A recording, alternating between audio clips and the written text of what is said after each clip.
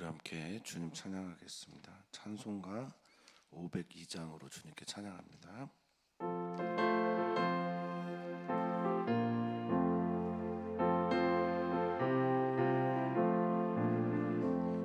제사자들이여 어서 가서 어둠을 물리치고 주의 진리 모르는 백성에게 복음의 빛 빛처럼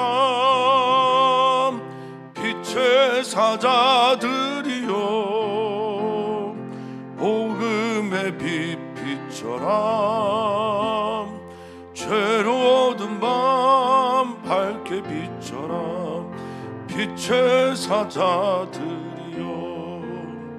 선한 역사 위하여 힘을 내라 주 함께 하시겠네 주의 크신 사랑을 전파하며 복음의 빛 빛처럼 빛의 사자들이여 복음의 빛 빛처럼 죄로 얻은 밤 밝게 빛처럼 빛의 사자들이여 주님 부탁하신 말 순종하여 이 진리 전파하라 산을 넘고 물 건너 힘을 다해 복음의 빛 빛처럼 빛의 사자들이여 복음의 빛 빛처럼 죄로 얻은 밤 밝게 빛처럼 빛의 사자들이여 동서남북 어디나 땅끝까지 주님만 의지하고 눈 어두워 못 보는 백성에게 복음의 빛 빛처럼 빛의 사자들이여 복음의 빛 빛처럼 죄로 얻은 밤 밝게 비춰라 빛의 사자들이여 아멘 아멘.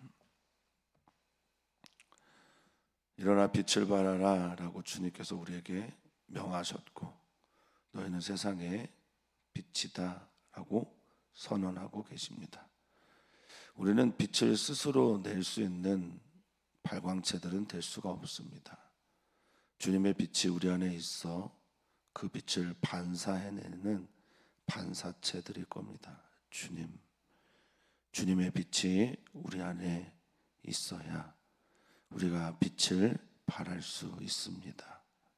주님의 말씀이 우리 안에 머물러 있고 주님의 사랑과 주님의 생명이 우리 안에 있을 때 우리는 생명이 되고 사랑의 존재가 됩니다. 그리고 그 사랑과 생명을 나누는 빛의 사람이 됩니다. 주님, 순서가 어떻게 돼야 될까요? 주님, 우리들의 순서가 빛을 전하는 자가 먼저인지 빛을 그 안에 담지하고 있는 그것이 먼저인지 주님, 오늘 우리에게 빛으로 찾아와 주시옵소서. 주의 말씀이 내 발의 등이요 내 길의 빛이다 라고 선언한 것처럼 주님의 말씀이 오늘 우리 가운데 빛이 되어 어두워 못 보는 사람들에게 빛을 비출 수 있는 빛으로 우리에게 찾아와 주십시오. 주님의 빛을 환영합니다. 우리의 눈을 뜨게 하여 주시옵소서. 감사하며 예수님의 이름으로 기도합나이다. 아멘. 아멘. 하나님 말씀 함께 봅니다. 사도행전 13장 1절에서 12절까지 말씀입니다. 사도행전 13장 1절에서 12절까지 말씀입니다. 한 목소리로 읽겠습니다. 안디옥 교회에 선지자들과 교사들이 있으니 곧 바나바와 니게르라 하는 시몬과 구레네 사람 루기오와 분봉왕 헤롯의 젖동생 마나엔과 및 사울이라. 주를 섬겨 금식할 때에 성령이 이르시되 내가 불러 시키는 일을 위하여 바나바와 사울을 따로 세우라 하시니 이에 금식하며 기도하고 두 사람에게 안수하여 보내니라. 두 사람이 성령의 보내심을 받아 실루기아에 내려가 거기서 배 타고 구브로에 가서 살라미에 이르러 하나님의 말씀을 유대인의 여러 회당에서 전할세 요한을 수행원으로 두었더라.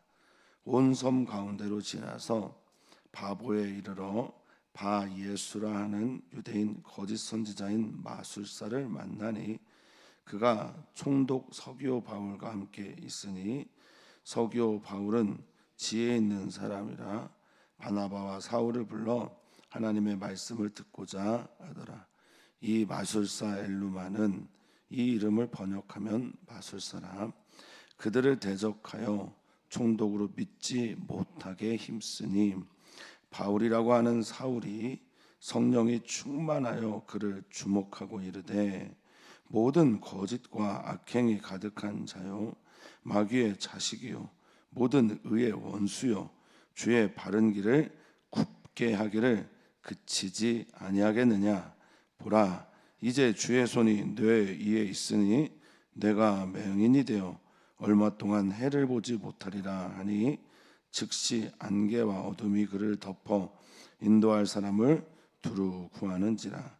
이에 총독이 그렇게 된 것을 보고 믿으며 주의 가르치심을 놀랍게 여기니라. 아멘. 아멘.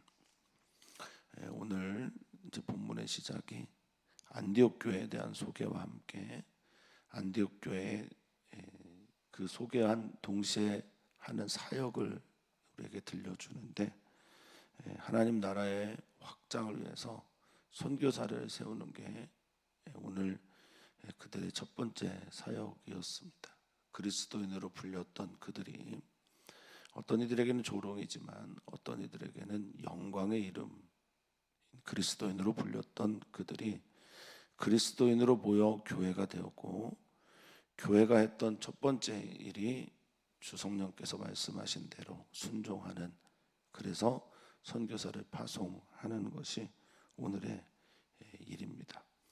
교회에 여러 사명이 있지만 영혼을 살리는 것보다 더 귀한 사명이 교회에 있을까? 교회가 마땅히 해야 할 일들이 참 많지만 영혼을 살리는 것을 목적으로 하는 여러 사역들 또 그거에 종속되어 있는 일들이 되어야 되겠다라는 생각을 하게 됩니다. 오늘 본문에 하나님 나라의 확장 즉 선교의 일들을 하매 선교의 기록과 동시에 나타나는 일을 좀 살피면서 그것은 뭘까? 그것은 바로 영적 전쟁인데요. 영적 전쟁에 나타난 일들을 좀 살피면서 우리가 누군가를 구원하고자 할 때, 선교하고자 할 때, 누군가를 위해 간절히 기도할 때 일어나고 있는 우리 안에서 또는 우리 밖에서 일어날 일들에 대해서 좀 살피도록 하겠습니다. 자, 1절입니다. 안디옥 교회에 이렇게 시작을 하고 있습니다. 안디옥 교회에 선지자들과 교사들이 있다. 그리스도인들을 양육하고 그리스도인 되게 하는 선지자들과 교사들이 있다라고 성경은 소개하고 있습니다. 이 선지자들과 교사들을 어떤 사본에서는 관사를 하나만 써서 선지자들이며 교사 이렇게 설명하기도 하고요. 또 어떤 사본은 각각의 관사를 써서 선지자이면서 교사 이렇게 설명하기보다는 선지자들이고 또 다른 교사들 이렇게 말하기도 합니다. 근데 뭐 그거야 중요하지 않죠. 그런데 그 선지자들과 교사들이 어떤 사람들이냐라는 것 이건 좀 중요하게 우리가 생각해 봐야 될 문제라고 봅니다. 교회는 일치죠. 일치해야 합니다. 하나가 되어야 합니다. 주님을 믿기 때문에 주님 안에 붙어 있기 때문에 하나가 되어야 되고 또 주님 안에 붙어 있는 몸의 지체로서 다양성을 가지고 있어야 건강한 교회죠. 이 안디옥 교회가 얼마나 다양한지 교회 나의 사랑 나의 고민이라는 책을 쓴 필립 얀시의 표현대로라면 교회에 들어와서 우리가 봐야 될 게 네 가지가 있는데, 교회가 어떤 교회가 건강하냐 뭐 이렇게 부를 때 그 중에 하나가 주변을 보라라는 거거든요. 주변을 볼 때 나와 다른 사람들이 나와 다르지만 하나의 길을 걸어가고 있는 것, 그 교회가 건강한 교회다라고 말을 하고 있습니다. 여기 볼까요? 그러면 보면 바나바는 우리가 지금까지 잘 알고 있는 구브로 섬의 바나바입니다. 위로의 아들이고 선제자이고 또 어려운 일이 있을 때마다 사람들을 안내하고 인도했던 위로자죠. 그런데 그 다음 사람이 니게르라고 하는 시몬이에요. 뭐 이름의 뜻도 중요하지만 그가 어디 출신인가를 아주 의도적으로 밝히고 있는데, 니게르라는 말은 검다라고 하는 라틴어에서 온 말이라고 하네요. 그러니까 아마도 흑인 종류의 분들이겠죠. 그런 이제 니게르라고 하는 시몬이 지도자인 거예요. 선지자들 중에 하나 혹은 교사들 중에 하나인 거죠. 그리고 구레네 사람입니다. 구레네 사람 시몬 아시겠지만 구레네는 지금의 에티오피아 지역을 말한다, 혹은 북아프리카, 튀니지 등등의 지역을 말한다라고 하는 분들이 많습니다. 그러니까 북아프리카 지역의 사람 루기오, 그리고 심지어 분봉왕 헤롯 아그리파, 그 누군지는 모르겠으나 헤롯의 젖동생까지 있어요. 이 젖동생이라는 표현은 친한 친구라는 표현도 있고 뭐 유모가 같은 그런 아이일 수도 있고, 어쨌든 헤롯과 굉장히 친한 사람도 안디옥 교회의 지도자 중에 한 사람이에요. 그리고 사울입니다. 그 다양한 사람들이 모여서 그 중에 리더들이 세워져 있는 교회가 안디옥 교회는, 사람들이 다양하면요, 가지가 많으면 바람 잘 날 없다고 하는 것처럼 시끌시끌해요. 그리고 살아온 배경이 다르기 때문에 또 언어도 다르기 때문에 하나 되기가 참 쉽지 않습니다. 그런데 이들은 하나예요. 하나의 방향을 가지고 나아갑니다. 2절에 이렇게 다양한 사람들이 모여서, 다양한 리더들이 모여서 한 분을 바라봅니다. 2절에 보면 주를 섬겼다라고 성경은 말하고 있습니다. 주님을 위해서, 주님을 향해서, 주님 때문에 모여든 사람들이기 때문에 주님을 향한 마음만큼은 하나이다 이라고 말을 하고 있는 겁니다. 우리 교회도 그렇게 되기를 바랍니다. 다양한 사람들의 리더가 있어도 그들이 모두가 다 주님의 뜻 앞에서는 주님을 섬기는 그런 마음 가졌으면 좋겠습니다. 자, 이 섬기다라는 말이요, 레이투르게오라는 헬라어입니다. 이 단어는 굉장히 중요한 단어 중에 하나입니다. 레투르기아라고 하는 예배, 섬김의 동사이기 때문에 그래요. 근데 이 섬기다라고 하는 레이투르게오라는 헬라어는 원래 근원적인 뜻이 뭐냐? 공무를 수행하다라는 말입니다. 그러니까 주님을 섬긴다라는 말은 주님이 부탁한 일들을 해왔다라는 뜻입니다. 주님의 명령을 따라 예배도 하고 섬기기도 하고 주님의 뜻을 따라 그렇게 살았다라는 거죠. 다양하지만 주님 앞에서는 다 종이 되었기 때문에 가능한 표현입니다. 자, 그런 사람들이 금식하고 기도하는데, 뭐 여기에 기도하다라는 말이 없다고 해서 기도하는 것 아닙니다라고 하는 분들도 계시던데 그저 금식만 했다, 그럴 수도 있겠습니다만 그때 성령께서 말씀하십니다. 자, 성령께서 말씀하시는 걸 들으려면 이 두 가지가 준비가 되어야 돼요. 저는 그렇게 믿습니다. 하나는 주님의 종이 되어 섬길 준비가 되어 있어야 합니다. 교회가 그럴 준비가 되어 있었던 거예요. 안디옥 교회가. 또 하나는 금식하다라는 말은 자기를 끊어내다라는, 자기를 절제하다, 자기를 죽이다라는 의미가 있기 때문에 주님을 섬길 준비가 되어 있는 사람들은 자기가 죽을 준비가 되어 있는 거예요. 아골골짝 빈들이든 어디든 주님의 뜻에 따라 갈 준비가 되어 있는 사람들에게 성령님께서 말씀하신다라고 저는 이해를 했습니다. 그런 사람들에게 성령님께서 말씀하셔요. 네. 우리는 음성을 듣고 싶어 하는데 음성을 들을 준비가 안 돼 있는 건 잘 모릅니다. 성령님께서 말씀하시기를 그렇게 구하지만 성령님의 말씀 앞에서 주님을 섬길 준비도 또 자기를 비워 주님의 말씀으로 채울 준비도 되어 있지 않을 때가 많습니다. 안디옥 교회는 그러지 않았던 거죠. 그래서 주님께서 주 성령께서 야 내가 불러서 시킬 일이 있어. 그 꼭 집어서 매우 중요한 두 사람을 선택합니다. 내가 불러 시키는 일을 위하여 바나바와 사울을 따로 세워라 라고 말씀하시죠. 이 따로 세우다라는 말이요, 이게 쓰는 단어들이 좀 뭐라고 해야 될지 모르겠는데 좀 무서운 단어들을 써요. 원어를 살피면 2절과 3절에 따로 세우다라는 말, 그래서 금식하여 기도하고 두 사람에게 안수하여 보냈다라고 하는 두 단어. 그러니까 따로 세우다라는 단어와 보내다라는 말이요, 이 따로 세우다라는 말은 앞보리조라는 말인데, 물론 따로 세우다, 임명하다, 지명하다 이런 말이 있는데, 이 단어가 딸을 어떤 때는 출교시키다, 완전히 끊어내라, 그리고 분리시키다, 가르다 이럴 때도 쓰인단 말이에요. 그러니까 성령님께 드리란 말이에요. 주님께 이 두 사람을 완전히 잘라내서 안디옥 교회 소속이라고 생각하지 말고 그냥 하나님께 드린, 출교하듯이 이렇게 내보내는 그런 사람으로 세워라라는 말입니다.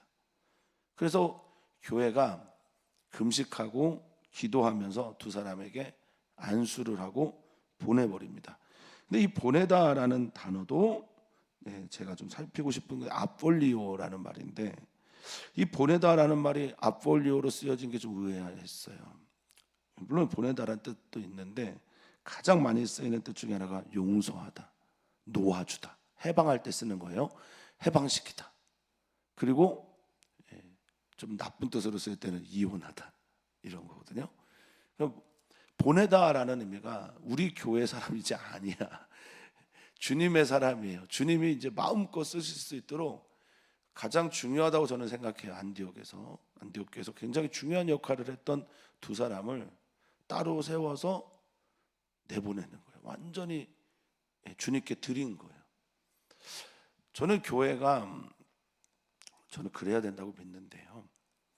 교회에서 성도님들이 잘 성장하고 양육받고 그리스도인으로 멋지게 자라나서 하나님이 원하시는 그곳에서 드려져야 된다고 저는 생각합니다.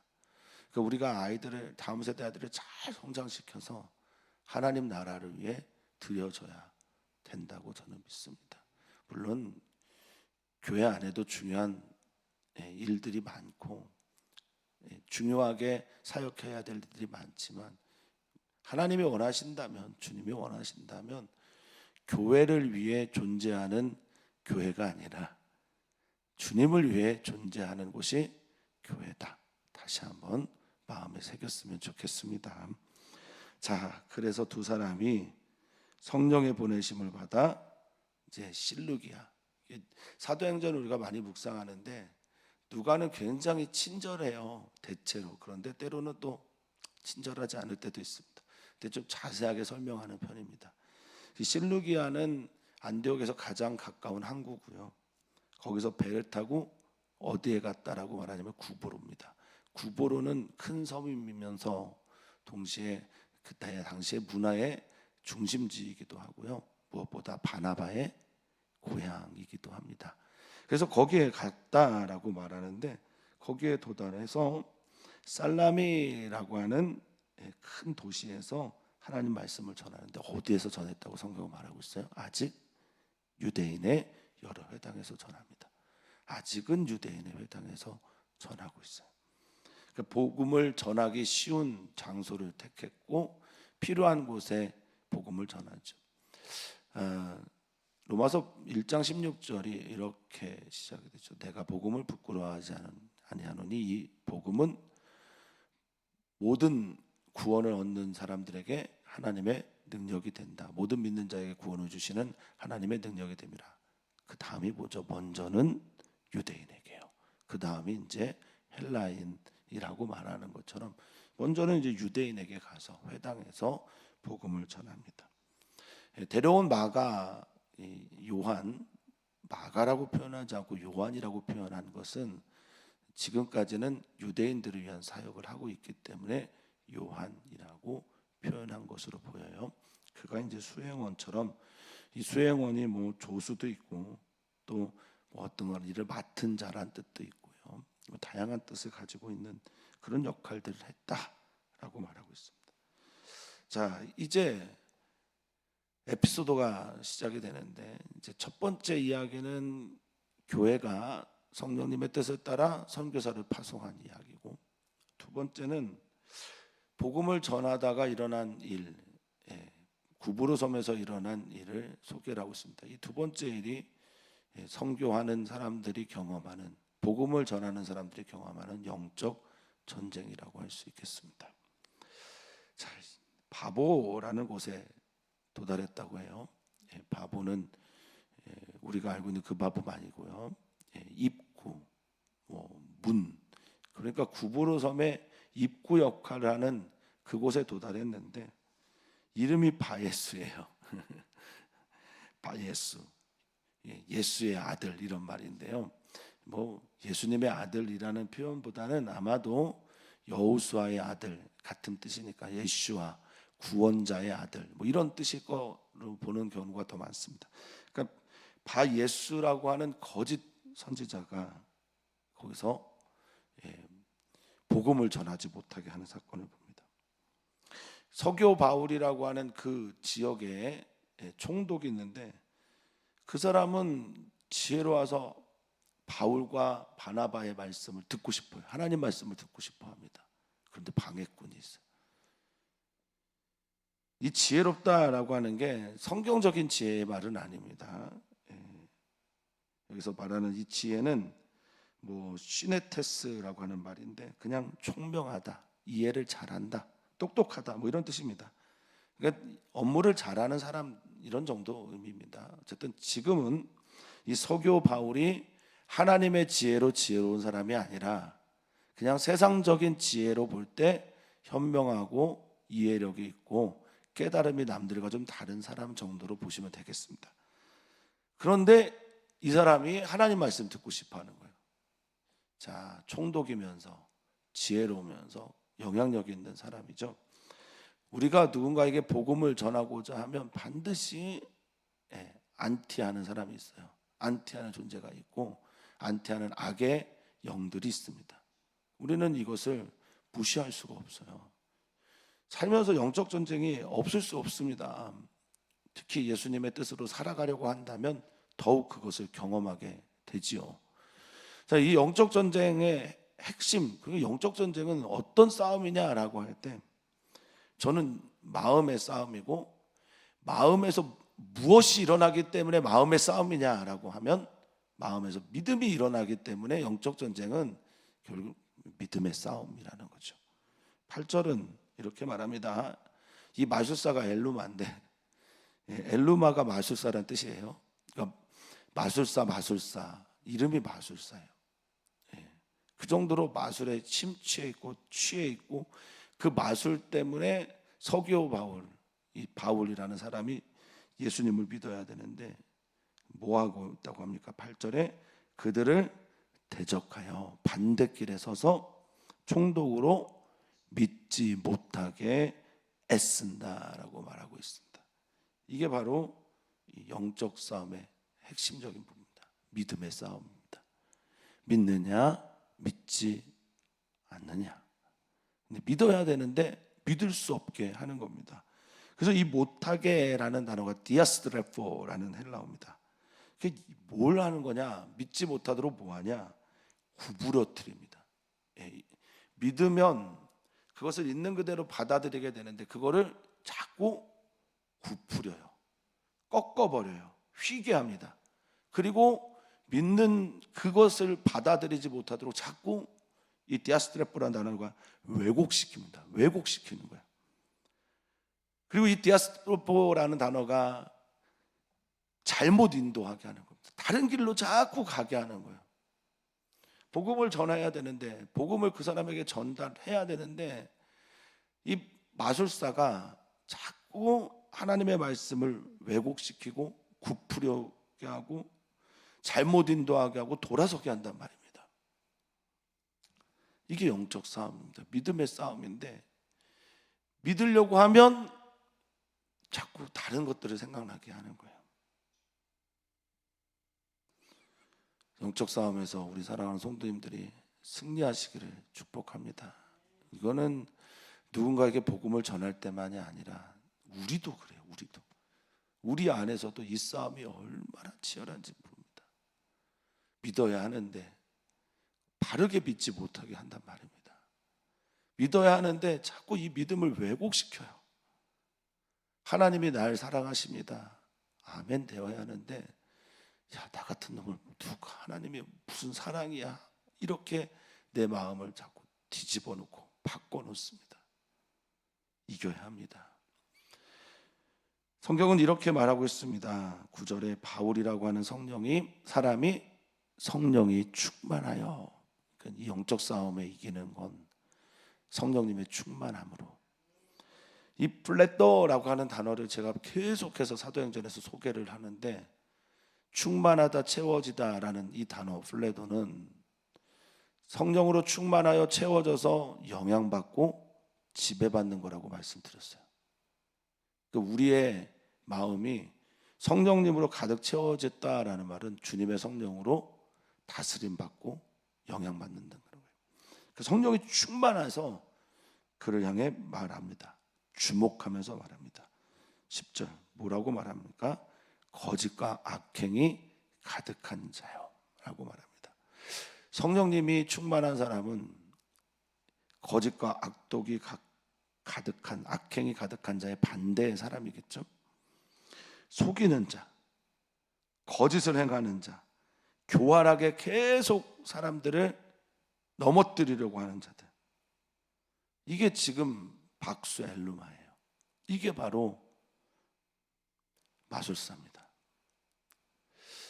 혹시 우리가 그런 사람이 되고 있는 건 아닌지, 혹시 내가 그런 사람이 되고 있는 건 아닌지, 혹시 내가 누군가 믿는 사람 옆에서 계속해서 거짓과 악행이 가득한 자로 살고 있는 건 아닌지, 저도 이런 고민이 굉장히 많습니다.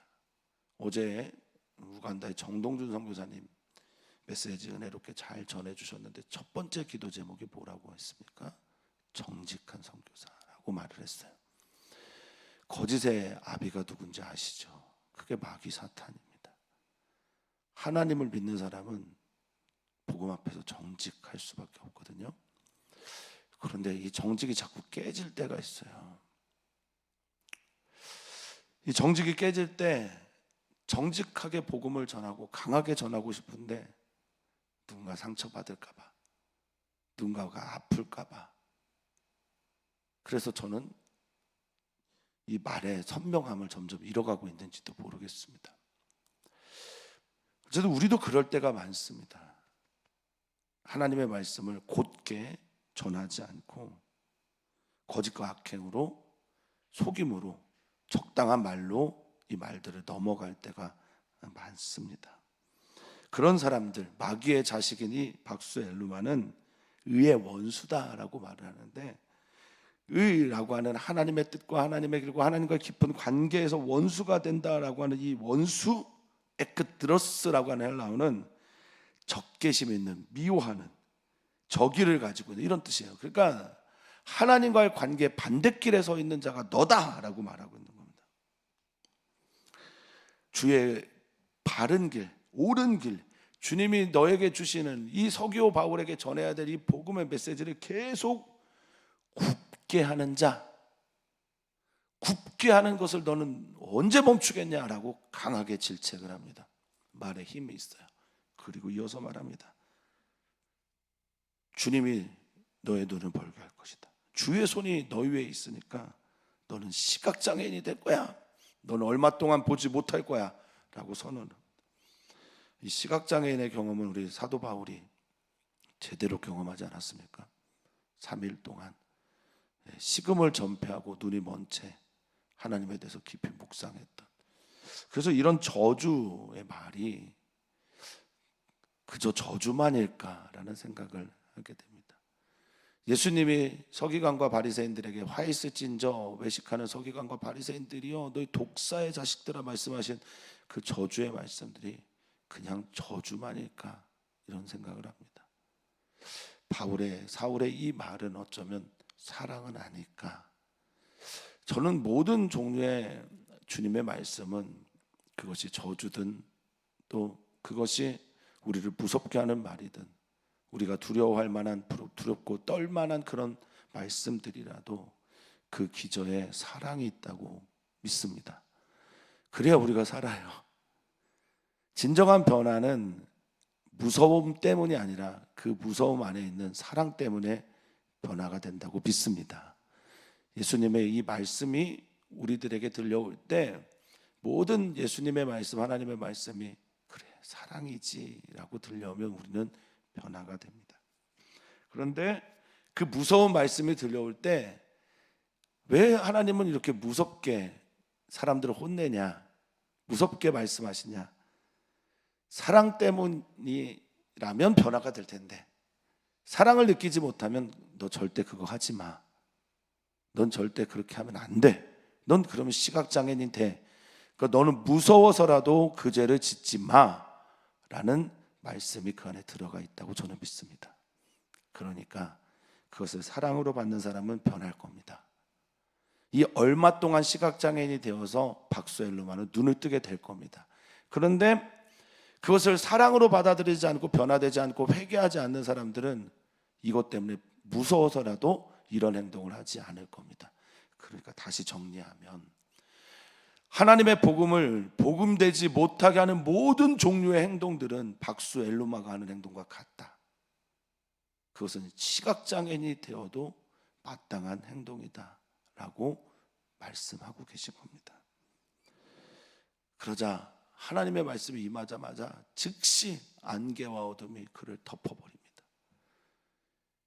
눈뜬 자가 눈먼 자가 됐고 안다고 말하는 자가 모르는 자가 되었고 눈을 뜨고 계속해서 복음을 가려던 방해자가 이제는 아무것도 할 수 없는 사람이 되었습니다. 영적 전쟁에서 승리하게 된 거죠. 꼭 이기적이 일어나냐? 그렇지 않을 수도 있습니다. 그런데 우리는 알아야 됩니다.